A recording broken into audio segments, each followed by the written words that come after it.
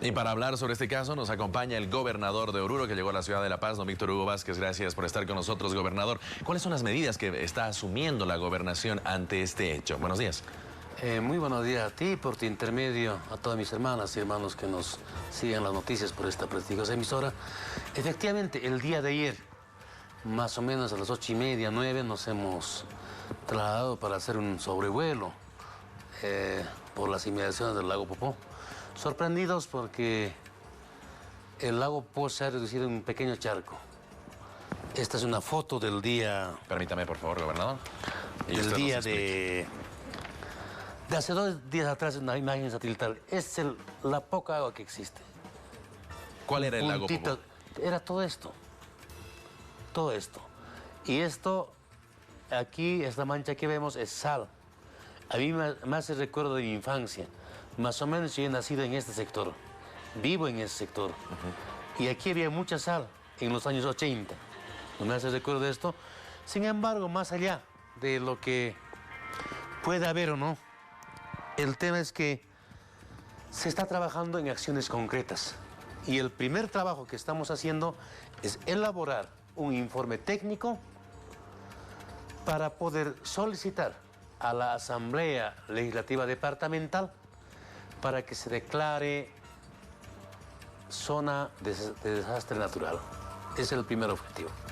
Porque el declarar en zona de desastre natural nos va a permitir movilizar recursos económicos desde la gobernación, desde los municipios, pero también desde el Estado central.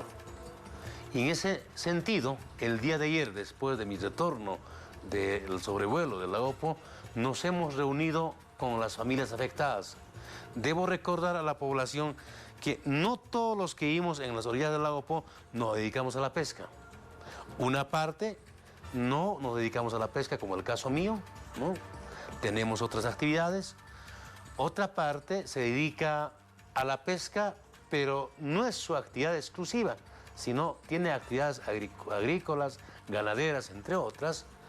Pero sí, nuestros hermanos urumuratos son familias que exclusivamente se dedican a la actividad de la pesca, que hoy no tiene subsistencia o manera de subsistir. Gobernador, ¿cuál es la dimensión del daño que ustedes han identificado? Miren, de acuerdo al estudio preliminar, ¿no?, que se está elaborando, se va a concluir en el transcurso de hoy día, ¿no? Y ahí vamos a tener números más precisos en términos de cuánto ha sido efectivamente la afectación. Sin embargo, eso será un estudio preliminar. Lo que se va a trabajar es un estudio complementario, de manera conjunta entre gobiernos municipales, gobierno departamental, el gobierno nacional, inclusive con el acompañamiento de alguna entidad internacional, para que sea un estudio mucho más serio que identifique, que cuantifique los daños en los diferentes ámbitos. ¿Desde cuándo inició el daño que se produjo al lago Popó? Miren, el tema del comportamiento de las aguas del lago Popó es cíclico, ¿no?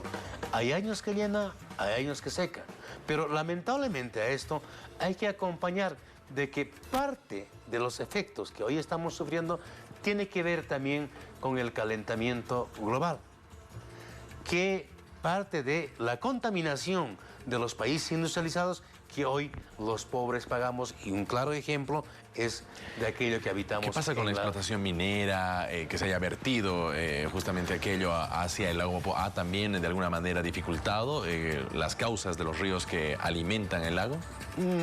Yo quiero separar dos temas fundamentales. En algún sentido, quieren hacer ver de que la contaminación, ¿no?, de minera es la que ha provocado de que el lago seque.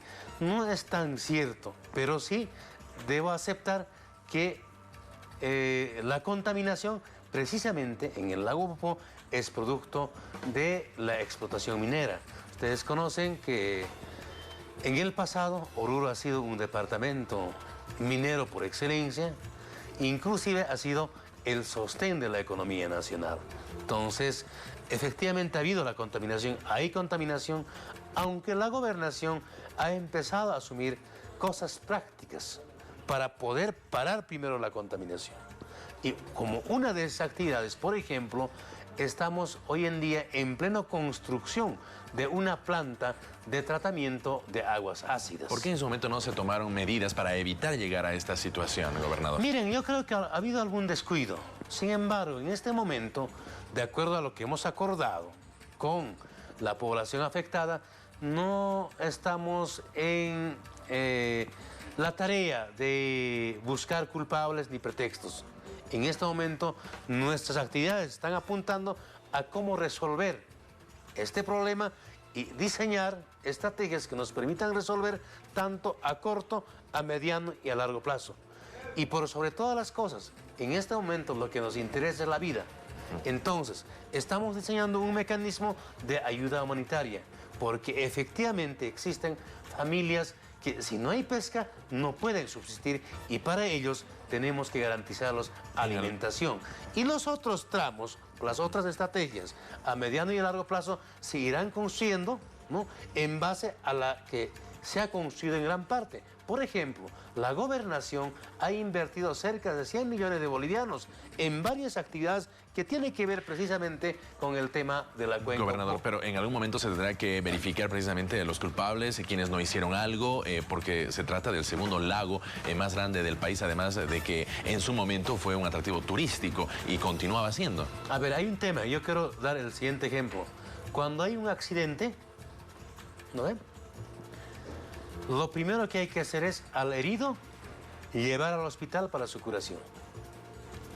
Porque de otro modo, si va a estar investigando, determinando si el chofer estaba borracho o no estaba borracho, si ha habido falla mecánica o no, en ese proceso de investigación que requiere un tiempo, el herido se va a morir. Entonces, lo que hay que aquí dejar en claro, lo primero es la vida, más allá de los culpables.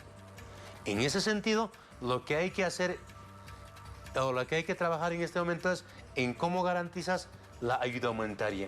Cómo garantizas que las personas que realmente han sido afectadas, las familias que han sido afectadas, van a seguir subsistiendo. Después habrá su tiempo correspondiente, habrán las autoridades correspondientes las que investiguen los culpables. Pero mientras, quiero reiterar, lo primero es lo primero.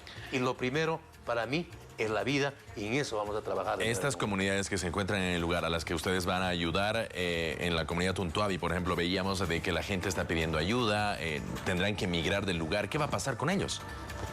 Miran, si nos ponemos un poco a pensar, estamos hablando de aproximadamente 300 familias en todo el entorno. Y reitero, las familias que se dedican de manera exclusiva son nuestros hermanos urumuratos y algún otro sector más, pero no existen más. Pero más allá de eso, de dar ayuda humanitaria, también se está pensando en trabajos alternativos. El día de ayer, por ejemplo, algunos comunarios afectados me han pedido a ver que les demos tractores para que se dediquen a la agricultura o la ganadería. Es una alternativa. Una hermana me decía, yo antes pescaba, hoy vendo quesos. El caso del choro, por ejemplo.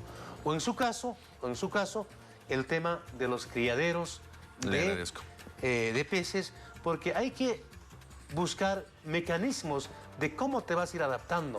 Y ahí creo que estamos fallando. Los animalitos se están adaptando más rápido que la propia humanidad a los cambios climáticos. Y un tema creo que hay que trabajar en el mediano y largo plazo. Le agradezco al gobernador de Oruro que nos ha visitado para contarnos lo que sucede precisamente en el Laupo. Continuamos con más en la revista.